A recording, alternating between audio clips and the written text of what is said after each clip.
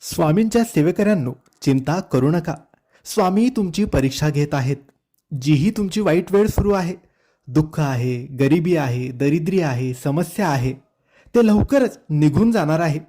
कारण आपण स्वामींचे सेवेकरी आहोत आणि स्वामी त्यांच्या सेवेकऱ्यांना जास्त दिवस दुःखात किंवा संकटात ठेवत नाही. लवकरच स्वामी तुम्हाला संकटातून, दुःखातून, अडचणीतून बाहेर काढतील आणि एक उत्तम आणि छान मार्ग दाखवतील. आणि त्या मार्गावर चालून तुम्ही सगळं काही जिंकू शकतात.